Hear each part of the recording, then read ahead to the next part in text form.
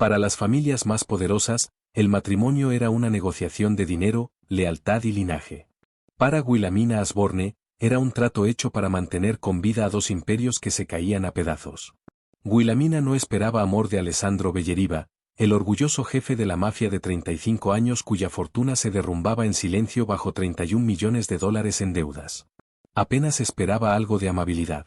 Pero la noche de su boda, Sandro llevó a su esposa de talla grande hasta el sótano helado de su mansión en el Valle del Hudson, arrojó sobre la mesa un aro de llaves oxidadas en una cocina abandonada, y le dijo que se las arreglara sola. Sandro pensó que la humillación la haría marcharse. No tenía idea de que acababa de entregarle exactamente lo que necesitaba para salvar a los Belleriva. Afuera, la escarcha de finales de noviembre cubría el invernadero muerto y los garajes vacíos. Adentro, Mina cerró los dedos alrededor de las llaves oxidadas, miró a su nuevo esposo, y le hizo una pregunta que él no esperaba. ¿A qué hora desayuna todo el mundo? Finales de noviembre había vuelto gris y quebradizo al valle del Hudson. La escarcha se aferraba a los árboles desnudos, y un viento cortante bajaba de las colinas hacia la casa Bellere. La finca se alzaba sobre el río como el recuerdo de una riqueza que había olvidado cómo respirar. Desde lejos, sus muros de piedra, sus techos de pizarra y sus altas chimeneas todavía sugerían un antiguo poder. Pero de cerca, la ilusión se rompía. Varias ventanas estaban a oscuras, un ala entera había sido clausurada, y solo dos chimeneas soltaban humo. Sandro Belleriva notó cada uno de esos detalles mientras el sedán negro subía por el largo camino hacia la casa, y cada uno le sonó como una acusación. A sus 35 años, Sandro ya era el jefe del grupo Belleriva del Noreste, una red de bodegas refrigeradas, empresas de transporte de alimentos, restaurantes y propiedades comerciales repartidas por Nueva York y Nueva Jersey. Era un hombre grande, de hombros anchos, con esa clase de presencia física que hacía que la gente bajara la voz sin que nadie se lo pidiera. Llevaba el cabello negro corto a los lados y un poco más largo arriba. Su mandíbula era cuadrada, casi siempre sombreada por una barba de pocos días, y tatuajes negros y grises le recorrían los antebrazos musculosos por debajo de las mangas de su camisa blanca. A Sandro siempre lo habían conocido por su control, su orgullo y su negativa casi severa a explicarse ante nadie. Esos rasgos se habían endurecido después de que su padre muriera 8 meses atrás y le dejara no solo un imperio, sino 31 millones de dólares en deudas, gravámenes superpuestos, contratos que se caían y suficientes trampas financieras como para destruir el apellido Belleriva si un solo acreedor decidía moverse primero. Por eso Wilhelmina Asborne iba sentada a su lado, convertida en su esposa. Mina, de 27 años, observaba la casa Bellere por la ventanilla sin decir una palabra. Era una mujer de figura llena, de una belleza notable, piel clara, cabello castaño largo y oscuro, y ojos verdes claros que no dejaban pasar casi nada. Su rostro era suave alrededor de las mejillas, pero no había nada suave en la forma en que observaba una habitación, a una persona o un problema. Mina había crecido en una vieja familia dedicada al comercio de alimentos, y había pasado varios años ayudando a operar uno de los hoteles pequeños de los Asborne, donde aprendió a manejar horarios de personal, cocinas, inventarios, porciones, proveedores, y todo ese desperdicio silencioso capaz de arruinar un negocio mucho antes de que los contadores lo notaran. Mina había pasado buena parte de su vida siendo subestimada por su cuerpo, y esa experiencia la había vuelto paciente, no tímida. Rara vez discutía para demostrar su valor. Prefería esperar a que el trabajo lo hiciera por ella. La boda se había celebrado esa misma tarde, en una capilla privada con menos de 30 invitados. No hubo una gran recepción, ni orquesta, ni discursos sentimentales, ni ningún intento de fingir que el matrimonio había nacido del cariño. La familia Asborne había accedido a inyectar capital líquido, muy necesario, al grupo Belleriva, suficiente para evitar que Sandro incumpliera un convenio de crédito importante que podría haber activado cláusulas de incumplimiento cruzado en varios préstamos. A cambio, los Asborne recibían protección comercial, acceso preferente a los canales de distribución Belleriva, y algo aún más valioso en su mundo, el apellido Belleriva junto al suyo. Los términos se habían negociado en oficinas, no susurrado a la luz de las velas. Mina había entendido el acuerdo antes de aceptarlo. Sandro lo había entendido todavía con más claridad. Lo que ninguno de los dos había hablado era qué pasaría después de que se secara la tinta de las firmas. El sedán se detuvo bajo el pórtico, donde solo un miembro del personal esperaba para recibirlos. Era Marco Dantis, un hombre delgado, de casi 60 años, con hilos de plata entre el cabello negro, rostro angosto y la postura cuidadosa de alguien que había pasado décadas sirviendo a gente poderosa sin confundir jamás el servicio con la debilidad. Marco había dirigido la casa Belleriva bajo las órdenes del padre de Sandro, y ahora seguía ahí porque, para él, la lealtad era menos un sentimiento que un código personal. Saludó a Mina con cortesía, tomó una de sus maletas, y le lanzó a Sandro una mirada tan neutral que solo Sandro reconoció la advertencia escondida en ella. La casa no estaba lista para recibir a una novia. En realidad, la casa apenas estaba lista para el invierno. Mina lo entendió en menos de 10 minutos. El vestíbulo era impresionante, pero hacía tanto frío que se veía la neblina de su propio aliento. Una gran escalera subía hacia el segundo piso, pero un cordón de terciopelo bloqueaba el corredor este, y varias arañas de luces tenían solo la mitad de sus bombillas encendidas. 2 salones de recepción estaban cerrados, con las puertas bajo llave. Las alfombras estaban limpias, pero gastadas. No había flores sobre las mesas. No se escuchaba música en ningún lugar. Lo más revelador de todo era el silencio. Una casa de ese tamaño debería llevar consigo pasos, ruidos de cocina, voces, puertas que se abren y se cierran. En cambio, parecía estar ahorrando energía junto con todo lo demás. ¿Cuánta gente trabaja aquí?, preguntó Mina, mientras Marco los guiaba hacia el ala oeste. Sandro respondió antes de que el mayordomo pudiera hacerlo. Suficiente. Marco le lanzó a Mina una mirada breve, y luego dijo: 11, señora Belleriva. Mina aminoró el paso apenas un poco. 11. Antes había más de 40. La mandíbula de Sandro se tensó. Mina lo notó, pero no lo miró. Siguieron por un corredor donde 2 radiadores estaban fríos y uno funcionaba mal, golpeando dentro de la pared como alguien atrapado detrás de ella. A través de una puerta de vidrio, Mina vio el invernadero, sus largos paneles empañados y cubiertos de escarcha, con enredaderas muertas colgando sobre canteros vacíos. Más allá se alzaba un garaje grande, pero solo se veían 3 vehículos adentro. La finca no parecía abandonada. Parecía racionada. Esa distinción le dijo a Mina más de lo que cualquier chisme podría haberle contado jamás. Sandro sintió que ella lo había entendido antes de que dijera una sola palabra, y eso lo hizo todo peor. Había soportado meses de llamadas de banqueros, abogados, acreedores y antiguos socios que de pronto le hablaban con una compasión cuidadosa. Había vendido propiedades que su abuelo había comprado. Había cortado raíces que su padre alguna vez presumió que jamás cerrarían. Había despedido a empleados que lo conocían desde niño. A través de todo eso, se había negado a aceptar la lástima, porque la lástima se sentía demasiado cerca de la derrota. Ahora la mujer con la que se había casado por capital caminaba por su casa y veía exactamente lo estrecha que se había vuelto la distancia entre Belleriva y el colapso. Sandro habría preferido que lo odiaran. Durante la cena, Mina aprendió que la cocina principal funcionaba poco más que por costumbre. Sirvieron una sopa aguada, pollo asado y pan en un comedor construido para 24 personas. Sandro comió rápido y apenas habló. Mina notó que el pan estaba duro en los bordes, el pollo reseco, y que las verduras venían de existencias congeladas a pesar de que la región agrícola rodeaba toda la finca. También notó que la anciana criada que los atendía se movía con cuidado, ahorrando pasos. Nadie era perezoso. Todos estaban al límite. Después, Mina esperaba que Sandro le mostrara la habitación que sería suya. En cambio, la llevó por un corredor trasero y bajó con ella una angosta escalera de servicio hasta la parte más antigua de la casa.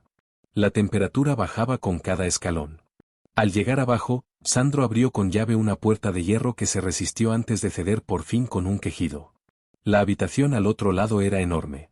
Mesones de acero inoxidable corrían a lo largo de las paredes, cubiertos de años de polvo. Hornos industriales descansaban bajo una campana ennegrecida por el tiempo. Las tuberías de cobre estaban verdes en las uniones. Los estantes estaban vacíos, y una fila de puertas de despensa se abría hacia cuartos de almacenamiento que olían a piedra, metal y abandono. Mina caminó más adentro y pasó 2 dedos sobre una mesa de trabajo, dejando una línea limpia en el polvo. ¿Qué es este lugar?, preguntó.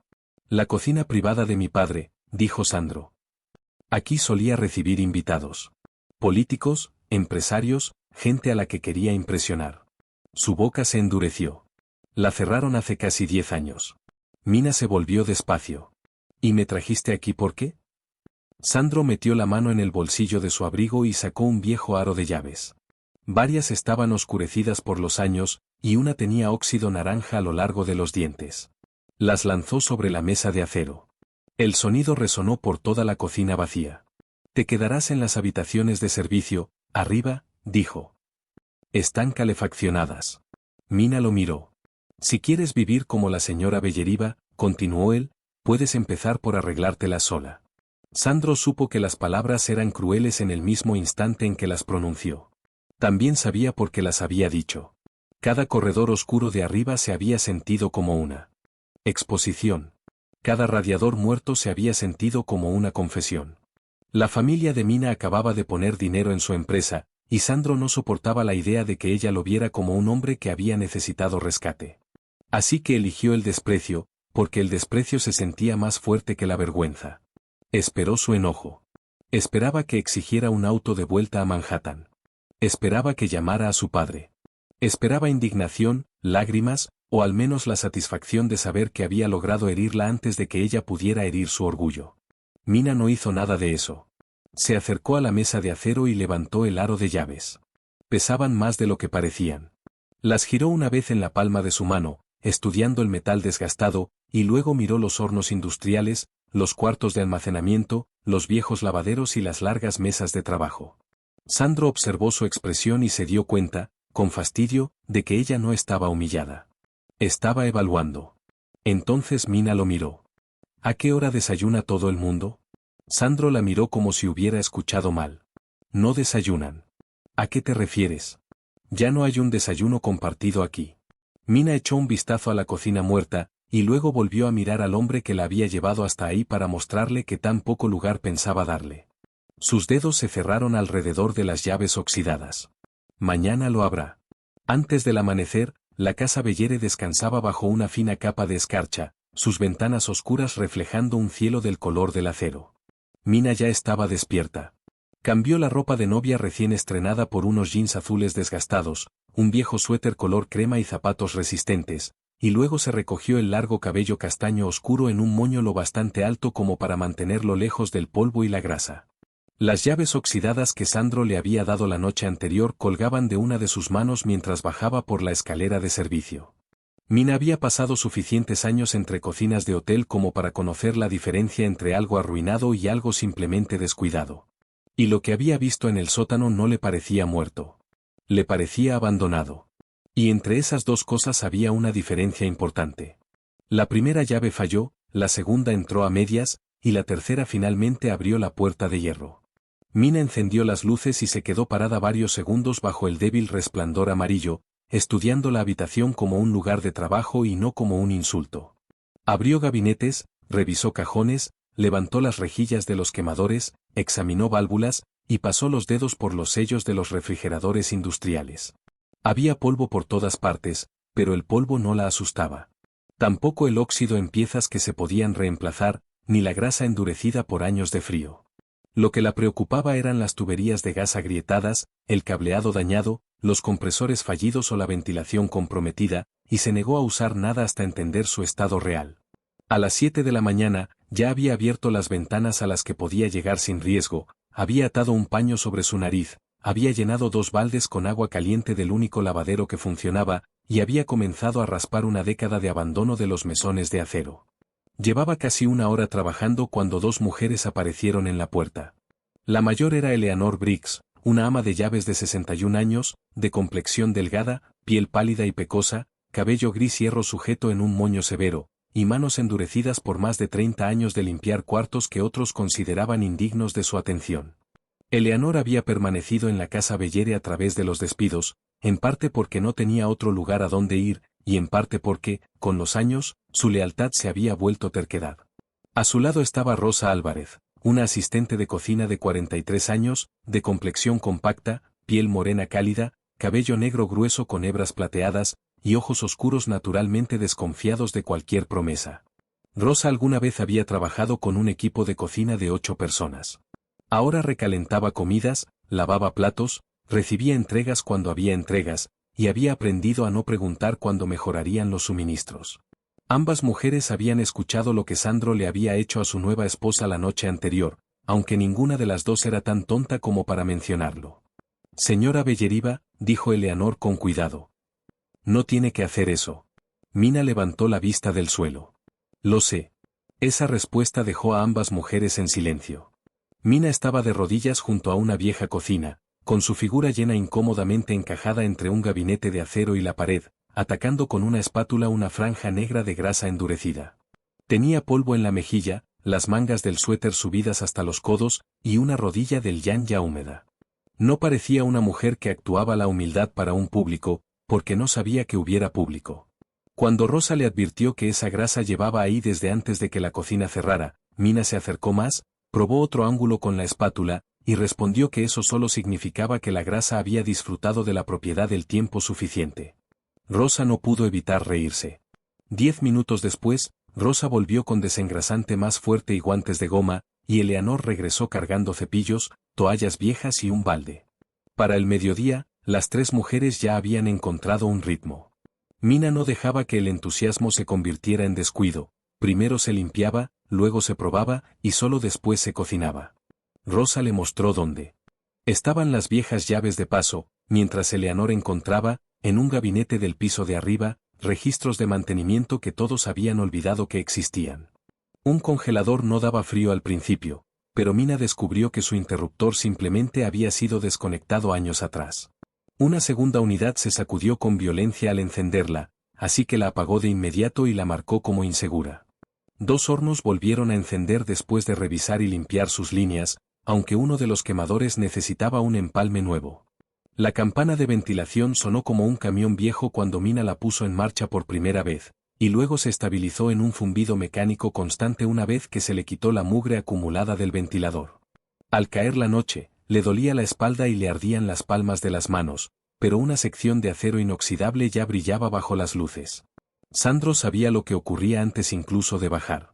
El sonido viajaba distinto por una casa que había estado callada demasiado tiempo. Para el segundo día, ya podía escuchar movimiento bajo el corredor oeste.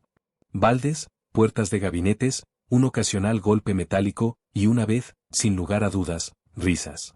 Se dijo a sí mismo que no le importaba. Tenía reuniones con prestamistas, corredores de seguros, y un abogado que trataba de deshacer uno de los desastrosos acuerdos de bodega que su padre había firmado. Y la supervivencia del grupo Belleriva del Noreste importaba más que lo que Mina estuviera haciendo con una cocina obsoleta. Y sin embargo, cada vez que cruzaba el vestíbulo trasero, su atención se desviaba hacia la escalera de servicio. El orgullo le impedía bajar. Algo menos cómodo le impedía ordenarle que se detuviera. Mina nunca le pidió ayuda. Eso lo molestaba más de lo que lo habría molestado una exigencia. Durante 4 días, el trabajo continuó. El área utilizable pasó de un solo mesón limpio a toda una sección de preparación, 2 hornos funcionando, una cocina operativa, un refrigerador confiable y un congelador capaz de mantener la temperatura. Rosa empezó a llegar más temprano. Eleanor comenzó a bajar café. Hasta Marco Dantis apareció una vez, se quedó parado bajo la campana de ventilación restaurada, con las manos en los bolsillos, y dejó que una leve sonrisa perturbara su expresión, normalmente controlada. Mina llevaba un cuaderno con temperaturas, condiciones del equipo, piezas faltantes e inventario, pero la última columna seguía siendo deprimentemente corta. Habían revivido suficiente cocina como para alimentar a toda la casa. Simplemente no tenían casi nada que cocinar. La despensa hacía imposible ignorar el problema. Había algunas latas de tomate, frijoles secos, sal, especias viejas, un poco de arroz, café, y harina apenas suficiente para 2 hogazas si se tenía cuidado. La cocina principal, arriba, tampoco estaba mucho mejor abastecida. Las entregas recientes se habían reducido una y otra vez, mientras Belleriva conservaba efectivo, y los 11 empleados que quedaban se habían adaptado comiendo lo que fuera más barato y rápido de preparar.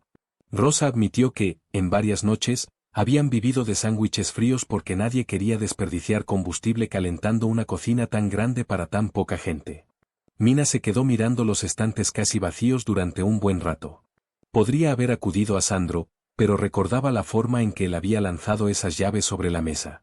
Le había dicho que se las arreglara sola. Por el momento, pensaba hacer exactamente eso.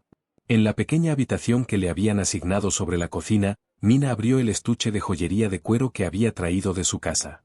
Adentro había un par de aretes de perlas que su madre le había dejado, modestos en tamaño pero genuinos, su superficie cremosa brillando suavemente contra el forro oscuro. Mina los sostuvo durante varios minutos. No eran lo más valioso que poseía, pero llevaban el peso de cenas de infancia, de cocinas de hotel, y de una mujer que le había enseñado que alimentar a la gente jamás era solo cuestión de comida. Pero el sentimentalismo no llenaba una despensa vacía. Mina cerró los dedos alrededor de los aretes, se puso el abrigo, y salió hacia el pueblo. Regresó varias horas después sin las perlas. Lo que trajo de vuelta era mucho menos elegante y bastante más útil. En la parte de atrás del pequeño vehículo utilitario de la finca había cortes de carne económicos, sacos de papas y cebollas, zanahorias, harina, mantequilla, levadura, y varios ingredientes básicos que Mina había conseguido después de vender las perlas a un joyero del pueblo y regatear con cuidado en 2 tiendas. Rosa se quedó mirando cuando entendió de dónde había salido el dinero, pero Mina cortó la protesta antes de que empezara. Las joyas pueden quedarse guardadas en una caja, dijo. Esto puede alimentar a la gente. Y se ató un delantal.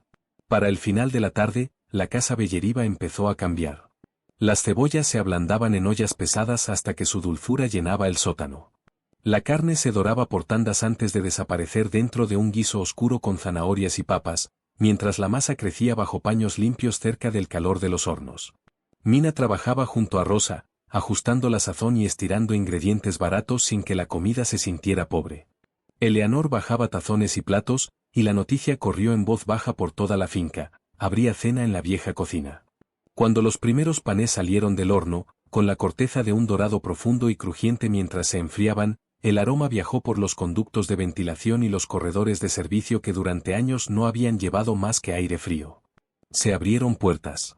La gente se detuvo en los pasillos. La casa Belleriva, que había pasado meses oliendo a piedra, cera de muebles e invierno, de pronto olía a que alguien vivía ahí. Los 11 empleados terminaron bajando. Mina se negó a mantener la vieja jerarquía de la finca, donde los dueños comían aparte mientras el personal desaparecía por las puertas de servicio. Armó una sola mesa larga con mesones desiguales, y puso los mismos tazones, el mismo pan y la misma mantequilla frente a todos. Marco se sentó junto a un trabajador de mantenimiento. Eleanor terminó sentada frente a Rosa.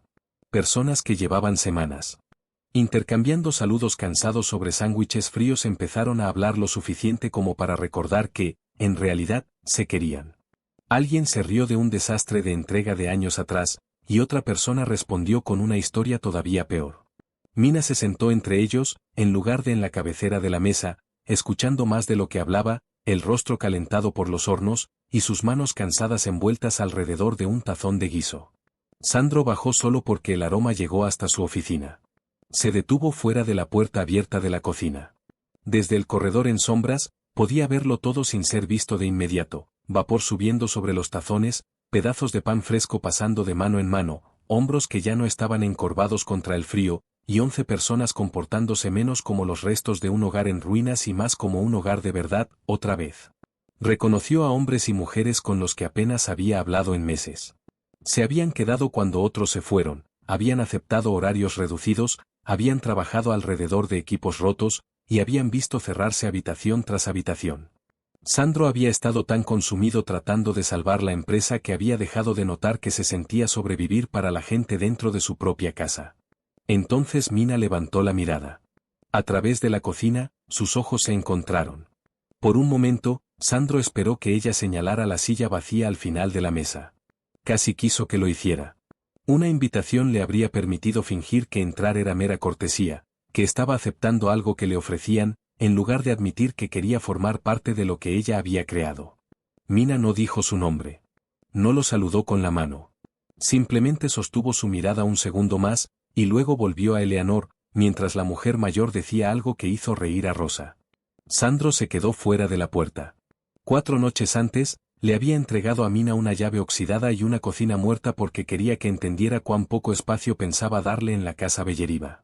Ahora la calidez se derramaba a través del umbral hacia sus zapatos, llevando el aroma de pan, carne y cebolla hacia el corredor frío. Mina había tomado el lugar destinado a humillarla y lo había convertido en un sitio al que la gente quería entrar. Si Sandro quería un lugar en esa mesa, ella no iba a arrastrarlo cruzando el umbral. Esta vez, la decisión tendría que ser suya. A la mañana siguiente de esa primera cena compartida, la casa Belleriva despertó con el olor a guiso recalentado, en lugar de corredores fríos y pan duro. Sandro lo notó antes de abrir la puerta de su oficina. Había dormido mal, no por los prestamistas que esperaban respuestas ni por los contratos apilados sobre su escritorio, sino por la imagen que se le había quedado grabada desde la noche anterior. Mina sentada entre sus empleados, con una luz cálida detrás de ella, mientras él se quedaba afuera, como un extraño en su propia casa. Se había dicho a sí mismo que esa distancia había sido una elección. Que había decidido no entrar. Pero, debajo de esa explicación, había una verdad más dura. Ella había construido algo a lo que él quería acercarse, y por primera vez en meses, no sabía si sería bienvenido. Mina llegó poco después de las 8, con un tazón de guiso en una mano y 2 rebanadas gruesas de pan envueltas en un paño limpio en la otra. Había vuelto a los jeans y al viejo suéter, el cabello castaño oscuro atado sin apretar en la nuca, y aún se notaba una marca roja tenue en uno de sus nudillos, del trabajo de abajo. Sin ceremonias, puso el tazón cerca de la mano derecha de Sandro y colocó el pan a su lado. Luego dejó una sola hoja de papel sobre el reporte financiero que él estaba leyendo. Sandro miró la comida, luego el papel, y por último su rostro. Si esto es un pedido de dinero, estás perdiendo el tiempo, dijo. Mina no reaccionó. Bien, respondió. Porque no estoy pidiendo nada.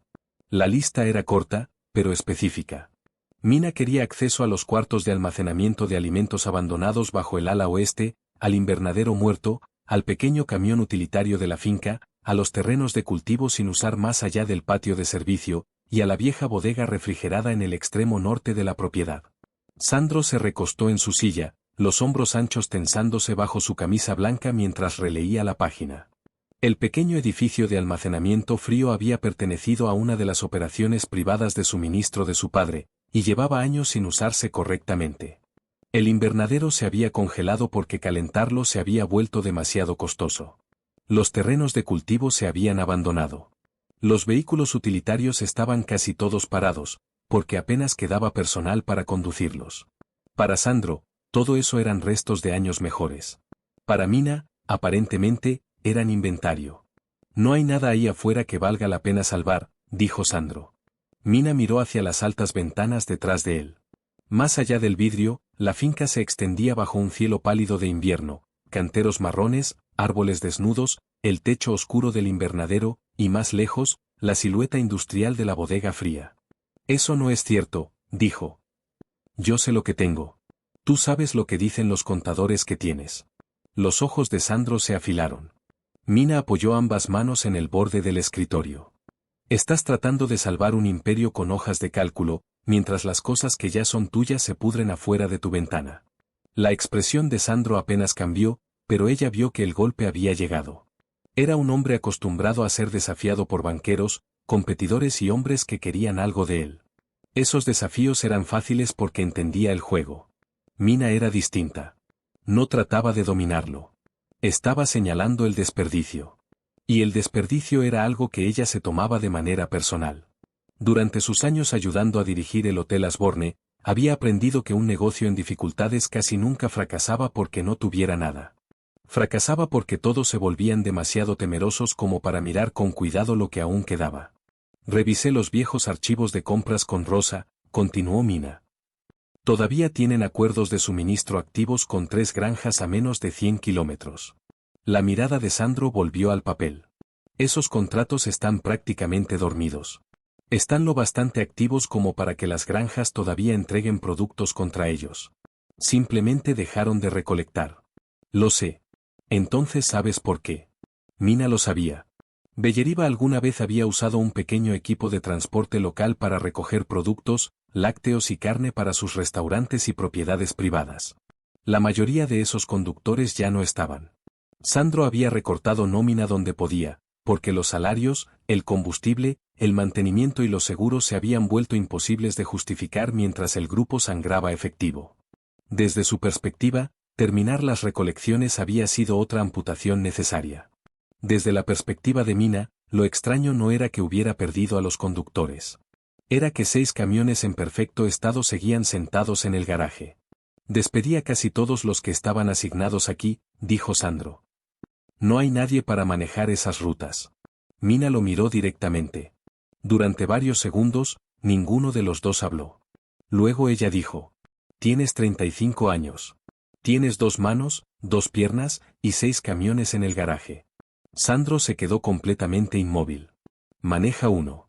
El silencio que siguió fue casi impresionante. Mina podía ver el orgullo levantándose en él, no de forma ruidosa ni teatral, pero peligroso en su contención. Sandro había crecido como el hijo de Don Belleriba, entrenado para dirigir gente, no para hacer el trabajo que le pagaban a otros por hacer. Su padre le había enseñado que la jerarquía era una forma de orden, y que un Belleriba jamás debía parecer desesperado. Pero su padre estaba muerto. La jerarquía se había derrumbado, y la desesperación ya vivía en los cuartos fríos de la finca, lo reconociera Sandro o no. Mina se enderezó, retomó la mitad del escritorio que le había cedido, y señaló una vez hacia el guiso, todavía sin tocar. «Come antes de que se enfríe», dijo. Y se marchó. A la mañana siguiente, antes de que Mina terminara de amasar, el sonido de un motor rodó por el patio. Ella miró por la ventana de servicio. Sandro cruzaba hacia el garaje, con pantalones de trabajo oscuros, botas pesadas, y una chaqueta de lona color carbón en lugar de su abrigo habitual, hecho a medida. Se había subido las mangas contra el frío, pero los tatuajes negros en sus muñecas todavía se veían cuando alcanzó la puerta del conductor de una camioneta Ford F350. Marco esperaba cerca, con unos papeles de ruta, diciendo algo breve y práctico. Sandro respondió con la expresión irritada de un hombre que ha decidido hacer algo difícil y que ahora resiente que alguien lo esté presenciando. Un minuto después, la camioneta salió de la casa Belleriba y desapareció por el largo camino hacia el valle. La granja quedaba a más de 60 kilómetros, más allá de campos congelados y pequeños pueblos por los que Sandro normalmente pasaba sin detenerse. Para cuando llegó, tenía los hombros rígidos por el viaje, y su humor no había mejorado. El dueño, Thomas Klein, era un hombre robusto de poco más de 60 años, piel curtida, barba gris, y manos pesadas moldeadas por décadas de trabajo agrícola. Llevaba años tratando con los compradores de Belleriba, y se sorprendió abiertamente cuando Sandro bajó él mismo de la camioneta. Thomas no fue irrespetuoso, pero tampoco se dejó impresionar por el estatus. El campo le había enseñado a valorar la confiabilidad por encima de la reputación.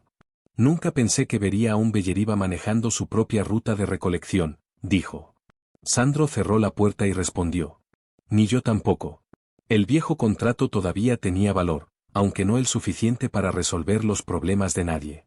La granja tenía papas, calabaza de invierno, manzanas en cámara fría, y una cantidad de carne congelada reservada para compradores de restaurantes. Belleriba, mientras tanto, aún controlaba capacidad de transporte que Thomas necesitaba para varias entregas comerciales próximas. Sandro pasó casi 2 horas negociando un intercambio práctico, producto y carne congelada ahora, a cambio de servicios de transporte a tarifa reducida más adelante, en rutas que Belleriba todavía podía operar con ganancia. No fue glamoroso. No cambiaron de manos millones. Ningún abogado redactó un acuerdo de 20 páginas. Y aún así, cuando por fin cargaron la camioneta, Sandro subió a la cabina y miró la carga detrás de él con una sensación desconocida. Durante meses, cada decisión exitosa había significado vender algo, cerrar algo, cortar a alguien, o ceder terreno un poco más despacio de lo esperado. Esto era distinto. Había salido con la camioneta vacía, y volvía con algo útil. La oscuridad ya había caído sobre la casa Belleriba cuando por fin la Ford subió por el camino. Mina esperaba cerca de la entrada de servicio, junto a Rosa y 2 de los empleados que quedaban. Sandro bajó de la cabina, el cabello despeinado por el viento y una mancha de tierra en una manga. La caja de la camioneta iba cargada de sacos de papa, cajones de calabaza y manzanas, y contenedores aislados con carne congelada. Mina revisó la carga en silencio, contando cantidades con la misma expresión concentrada que usaba en la cocina. Sandro la observó, de pronto consciente de que quería su aprobación más de lo que debería. Ella levantó la vista. «Lo hiciste bien, Sandro». Eso fue todo. Ningún elogio exagerado, ninguna burla, ningún triunfo por haber seguido su consejo. Pero la palabra golpeó algo en el que llevaba meses entumecido. Desde ese día, Sandro empezó a bajar. Al principio, se dijo que su presencia era temporal. Cargaba sacos de harina porque bloqueaban una puerta. Cortaba leña porque la estufa auxiliar necesitaba alimento y no había nadie más afuera. Reparó una tubería que goteaba porque llamar a un contratista costaría dinero. Después empezó a hacer las rutas de recolección sin que nadie se lo pidiera. Aprendió que cajones necesitaban ventilación, que entregas de carne había que revisar de inmediato, y que tan rápido un saco de harina de 20 kilos dejaba de sentirse digno cuando había que cargarlo escaleras arriba. Mina nunca trató ese trabajo como una transformación digna de aplausos. Simplemente le hacía espacio en la tarea que tuvieran enfrente. Algo en Sandro cambió por eso. El trabajo lo agotaba de una manera distinta a los negocios. Le dejaba los músculos adoloridos, pero la mente más tranquila. Por las noches, podía señalar leña apilada, tuberías reparadas, estantes llenos, o comida que había llegado a tiempo, y saber exactamente qué había logrado. Los números todavía lo esperaban en su oficina, pero ya no definían el día entero. La finca seguía en peligro. La empresa seguía profundamente endeudada. Pero la casa Belleriva se volvía menos fría, y Sandro ya no podía fingir que Mina lo había conseguido por accidente. Una noche, mucho después de que los demás hubieran subido, Sandro volvió a la cocina para revisar una válvula que había reparado antes. La habitación estaba tenue, salvo por la luz ámbar sobre los hornos. Mina dormía en una silla de madera junto a la mesa de preparación. La cabeza se le había caído levemente hacia un lado, y varios mechones sueltos de cabello oscuro le enmarcaban el rostro. Tenía las manos en el regazo, enrojecidas por los detergentes y el agua caliente, con una pequeña quemadura cerca de un pulgar, de haber rozado el borde de una bandeja esa misma tarde. Sandro se detuvo a varios pasos de distancia. Durante las negociaciones del matrimonio, había pensado en Mina como parte de un arreglo, una desconocida competente atada al capital que él necesitaba. Después la había pensado como una intrusa que veía demasiado.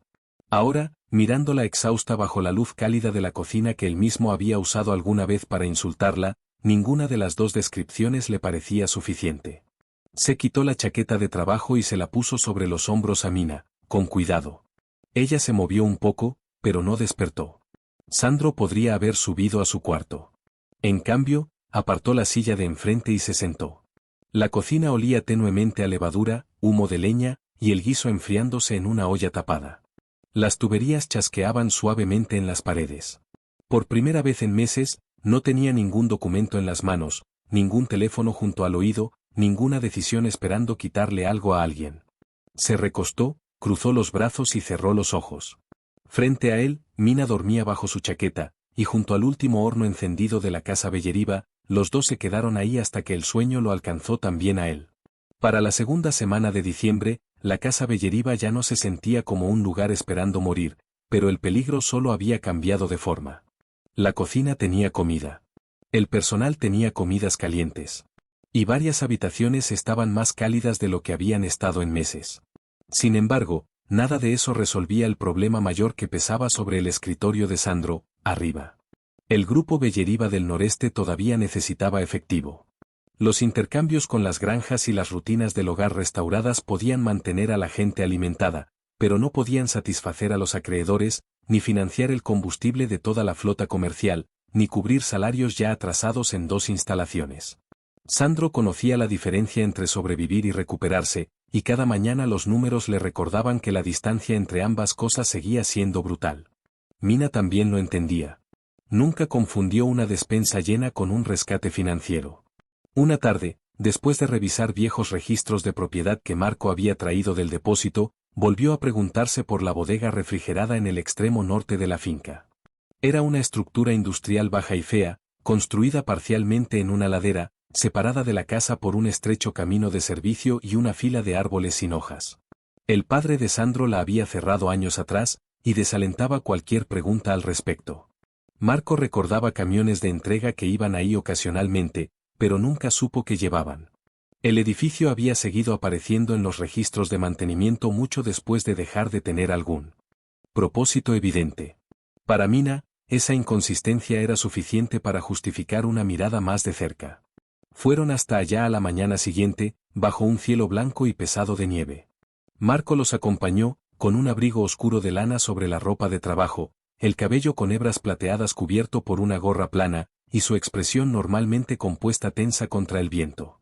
Llevaba una caja de herramientas metálica y una palanca, lo que le decía a Mina que tenía poca fe en que la cerradura fuera a responder con cortesía. Sandro llevaba una chaqueta de lona pesada y guantes, su cuerpo ancho haciendo que el estrecho camino de servicio pareciera aún más pequeño mientras caminaban. Ya le había advertido a Mina 2 veces que el edificio probablemente estaba vacío. Ella había respondido las 2 veces con la misma frase tranquila: entonces perdemos 1 hora. El panel de acceso electrónico junto a la puerta de la bodega estaba muerto. Ninguna luz parpadeó cuando Sandro ingresó un código antiguo, y nada ocurrió cuando Marco abrió la cubierta de mantenimiento para revisar el cableado. El mecanismo de respaldo no fue mejor. Años de humedad habían atascado el cilindro, y la llave que Sandro llevaba no giraba más que una fracción. Marco probó con aceite, palanca y paciencia, antes de finalmente mirar a Sandro y decir: la rompemos. Sandro asintió.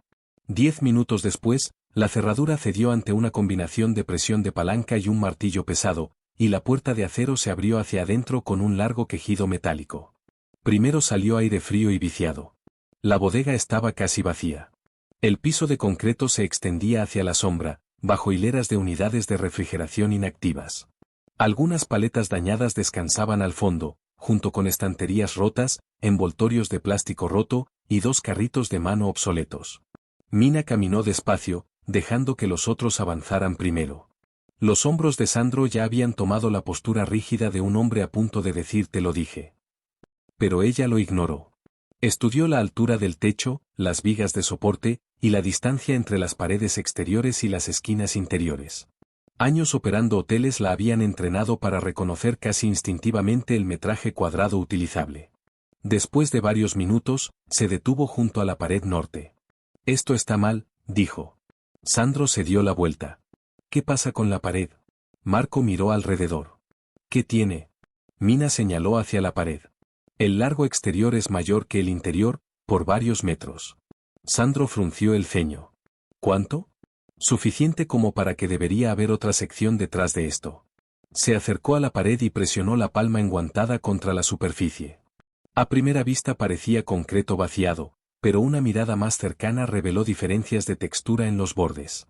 Marco raspó una junta con un destornillador y dejó al descubierto una línea delgada bajo capas de polvo y pintura. La expresión de Sandro cambió. Caminó a lo largo de la pared, golpeando con los nudillos. La mayoría de las secciones devolvían un sonido denso.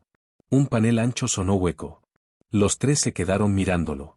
Lo que siguió tomó casi 1 hora. Marco encontró pernos ocultos bajo un viejo conducto eléctrico, mientras Sandro hacía palanca en el borde inferior. La pared había sido construida para parecer permanente, pero no era realmente estructural. Una vez que el panel se aflojó lo suficiente, Sandro tiró con ambas manos hasta que la sección completa se desplazó varios centímetros hacia afuera. Aire frío se coló por la abertura. Mina apuntó una linterna hacia la apertura. En la oscuridad aparecieron cajones de madera. No uno. Decenas. Sandro amplió la abertura, y Marco ayudó a quitar otro panel. Detrás de la pared falsa había una larga cámara de almacenamiento, llena de piso a techo con paletas. Botellas de vidrio oscuro descansaban en cajas de temperatura controlada. Cajas de madera llevaban nombres de viñedos italianos y fechas que Sandro reconoció de inmediato como caras. Otras paletas contenían whisky de edición limitada, algunas todavía selladas en empaques de colección. A lo largo de una pared había tambores de metal y botellas embaladas de aceite de oliva añejo, de pequeños productores italianos. Más atrás había un surtido de licores raros, vinos fortificados y colecciones de etiqueta privada con marcas de casas de subastas en Nueva York, Londres y Milán. Durante varios segundos, nadie habló. Mina entró primero, con cuidado de no tocar nada innecesariamente. El polvo cubría las cajas exteriores, pero muchos sellos estaban intactos. Algunas botellas claramente habían sido almacenadas en condiciones controladas antes de que el sistema se apagara, y la temperatura fría natural de la cámara enterrada probablemente había protegido buena parte del inventario. Mina examinó etiquetas, añadas, sellos de importación y números de caja. No sabía el valor exacto de mercado, pero conocía lo suficiente sobre compras de hospitalidad como para entender lo que tenía delante. Esto no son miles, dijo en voz baja. El rostro de Sandro se endureció. Marco lo miró. No, continuó Mina. Esto podrían ser millones. Fue entonces cuando Sandro perdió el control. Se acercó a uno de los cajones abiertos y sacó una botella de vino tinto italiano, el vidrio oscuro pesado y grueso en su mano. La etiqueta llevaba una añada de más de 20 años. Su padre había comprado cosas como esta mientras Belleriva pedía nuevos préstamos, mientras se retrasaba el mantenimiento de las bodegas, mientras se cortaban conductores, mientras Sandro pasaba los últimos meses antes de la muerte de su padre creyendo que ya no quedaba nada por liquidar. El descubrimiento no se sintió como salvación. Se sintió como una traición preservada en vidrio. Lo sabía, dijo Sandro. Marco guardó silencio. Sabía lo que estaba pasando, continuó Sandro, bajando la voz. Sabía de la deuda. Sabía de los problemas de nómina. Sabía que yo estaba vendiendo propiedades. Mina observó cómo se le tensaban los dedos alrededor del cuello de la botella. Lo escondió. La rabia en él ya no era solo por el dinero. Era por años enteros creyendo que su padre le había confiado un imperio, cuando en realidad el hombre mayor había dejado secretos dentro de secretos. Sandro levantó la botella, girando el cuerpo hacia el piso de concreto. Mina se movió rápido. Le sujetó la muñeca con ambas manos. No. Los ojos de Sandro se clavaron en ella. Suéltame. No, Sandro. Ella no lo soltó. No te vengues de un muerto destruyendo lo que puede salvar a los vivos. La frase lo detuvo. No de inmediato, ni con suavidad. Su brazo seguía tenso bajo las manos de Mina. La mandíbula se le movió una vez, y ella pudo ver la ira moviéndose detrás de sus ojos, buscando algún lugar a donde ir. Entonces su mirada bajó hacia la botella. Despacio, la bajó. Mina soltó su muñeca solo después de que la mano de Sandro quedara por debajo de su cintura. Se quedaron en silencio hasta que Sandro devolvió la botella a su cajón. Esa misma tarde, la cámara oculta se había convertido en un problema de negocios, y no emocional. Mina se opuso a volcar toda la colección al mercado de una sola vez. Una liquidación repentina llamaría demasiado la atención y hundiría el valor estratégico. Belleriva ya tenía restaurantes con cavas de alto nivel. Ya tenía relaciones de distribución. Ya conocía compradores dispuestos a pagar de más por exclusividad.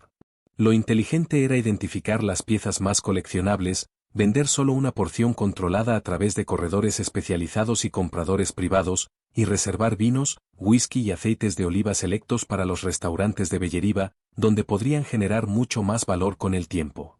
Sandro escuchó. Y, lo más importante, no la interrumpió.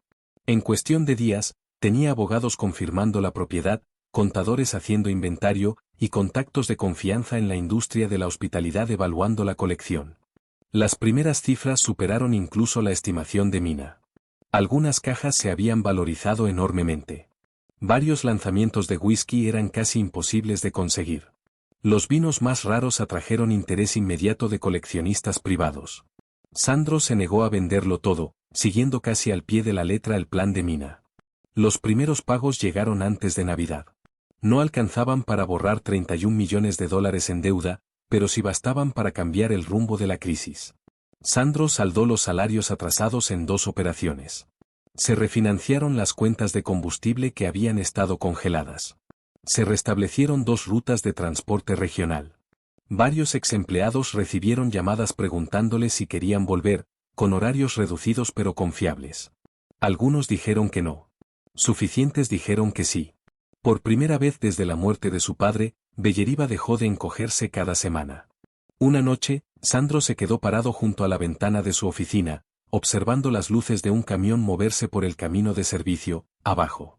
Un camión salía de la finca con una carga comercial legítima.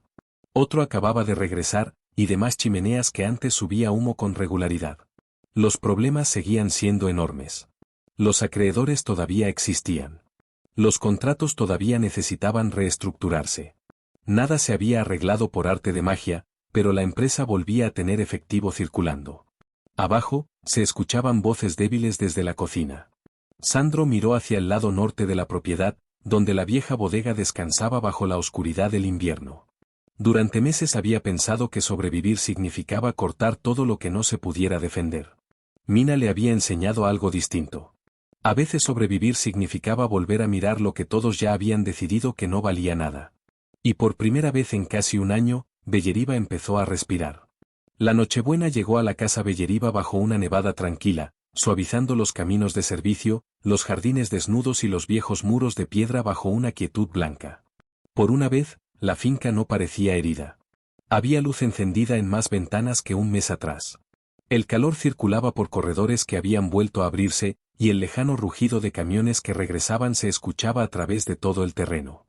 Mina estaba en la cocina restaurada del sótano, mirando cómo subía el vapor de una fila de ollas, mientras Rosa revisaba el pan y Eleanor acomodaba platos a lo largo de la larga mesa.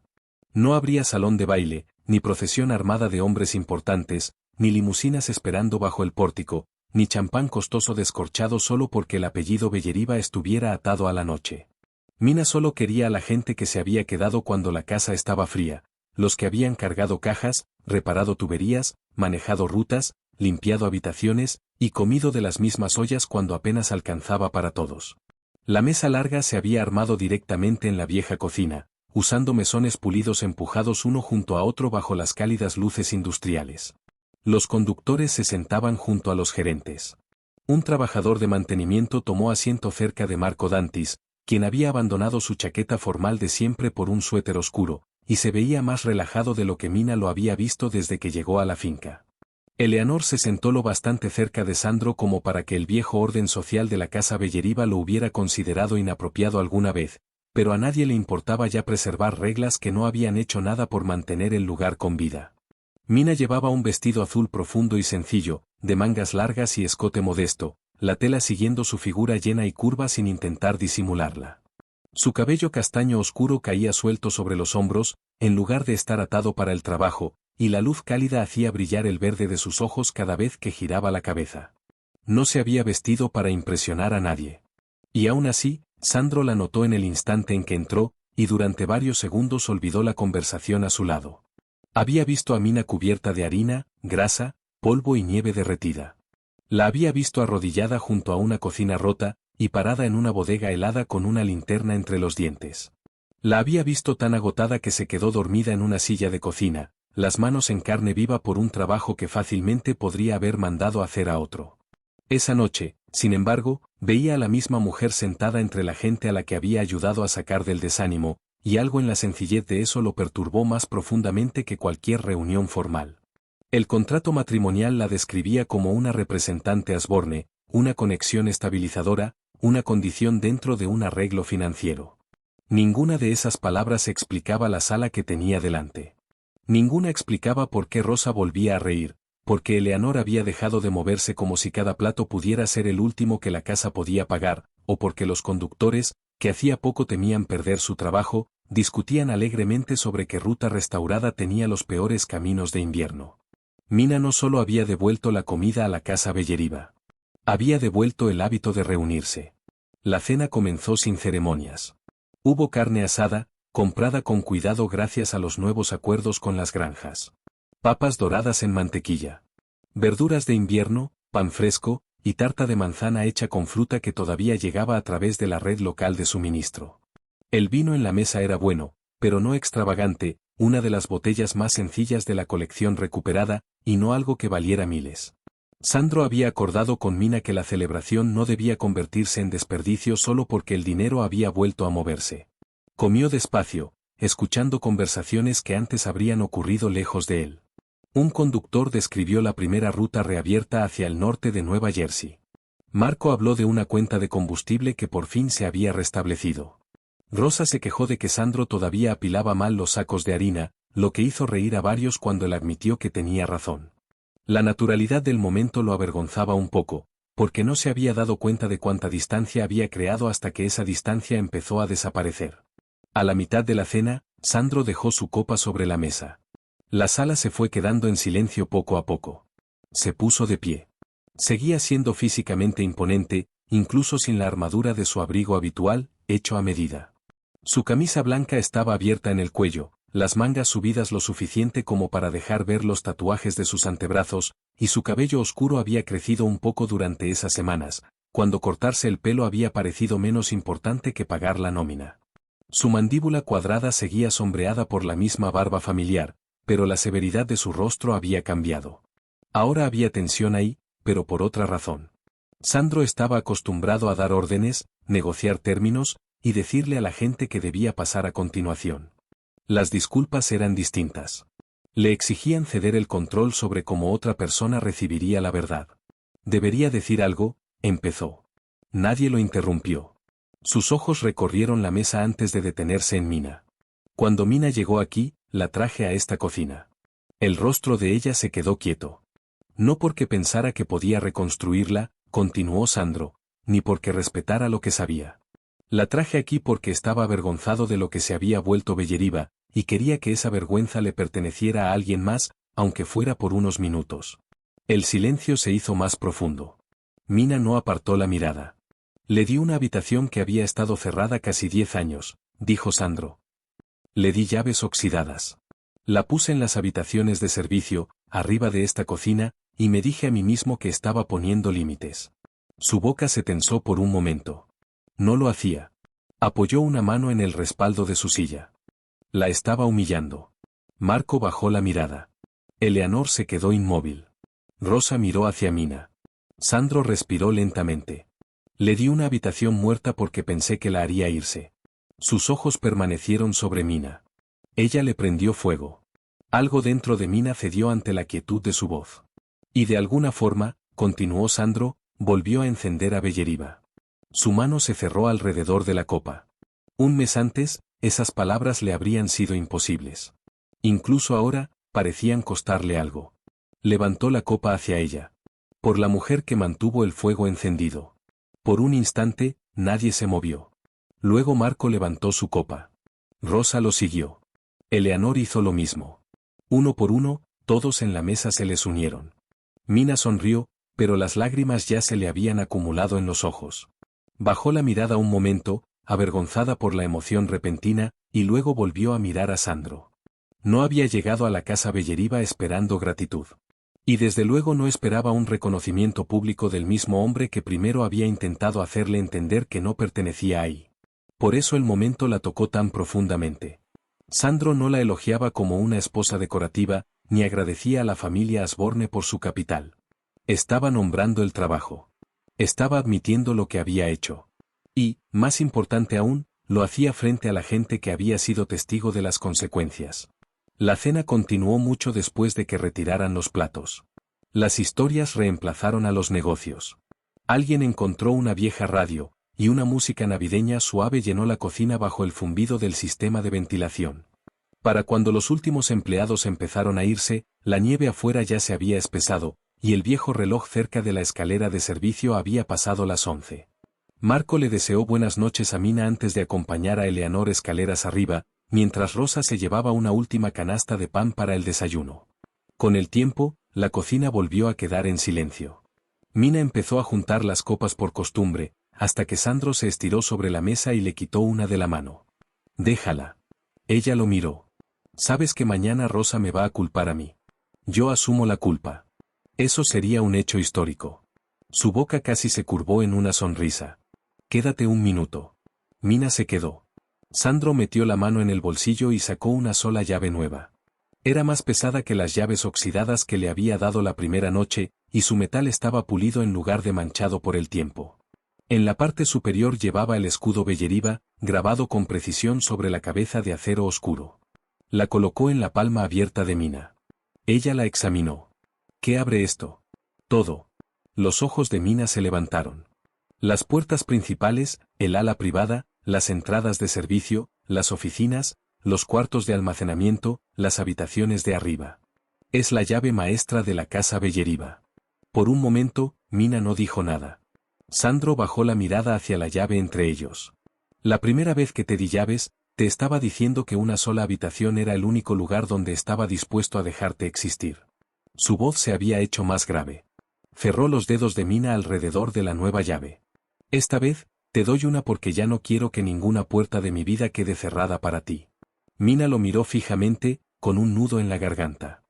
¿Incluso tu oficina? Preguntó en voz baja, y luego se corrigió con una sonrisa tenue. Por primera vez desde que lo conocía, Sandro se rió sin ninguna contención. Fue breve, profunda y sorprendentemente cálida. Especialmente mi oficina. La risa se fue apagando, pero ninguno de los dos se apartó. Sandro levantó una mano y tocó su mejilla con cuidado, como si le estuviera preguntando algo que no lograba poner en palabras. Mina se inclinó apenas hacia su palma, lo suficiente para responder. Entonces él se acercó y la besó. No había contrato en ese momento. No había dinero Asborne, ni deuda Belleriva, ni acuerdo negociado entre dos familias. Solo había dos personas de pie en la cocina que habían reconstruido juntas. Para la primavera de 2026, la transformación podía medirse en puertas que se abrían. El corredor este de la casa Belleriva volvía a tener calefacción. Varias habitaciones de huéspedes se habían restaurado. El invernadero se reparó sección por sección. Y los viejos terrenos de cultivo se prepararon para la siembra. Más importante aún, el grupo Belleriva del Noreste había dejado de comportarse como una empresa que esperaba otra pérdida. La colección oculta había comprado tiempo, pero la disciplina operativa de Mina ayudó a convertir ese tiempo en estructura. Ella asumió formalmente la responsabilidad de hospitalidad y operaciones de alimentos, supervisando las compras de los restaurantes, la eficiencia de las cocinas, el inventario de alimentos, el control de desperdicios, y ciertas relaciones de suministro seleccionadas en todo el grupo. No se convirtió en una mujer que se paraba junto a Sandro en las fiestas y sonreía mientras otros tomaban las decisiones. Se ganó su autoridad porque ya había demostrado lo que podía lograr cuando casi no quedaba nada. La cocina del sótano se mantuvo abierta. Sandro rechazó toda sugerencia de modernizarla más allá de lo necesario para la seguridad y el uso diario. Una sección de la vieja pared se quedó exactamente como Mina la había encontrado la primera vez, y junto a ella, Sandro colgó la llave oxidada original dentro de un pequeño marco. Debajo, mandó fijar una placa de bronce en la piedra. Aquí empezó el fuego.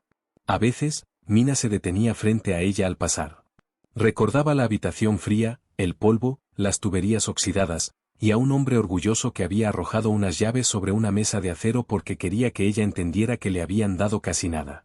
Se había equivocado. Le había dado el comienzo. Y el lugar que había elegido para apartarla de su vida se convirtió, despacio y con terquedad, en el lugar donde sus dos vidas finalmente aprendieron a pertenecerse la una a la otra.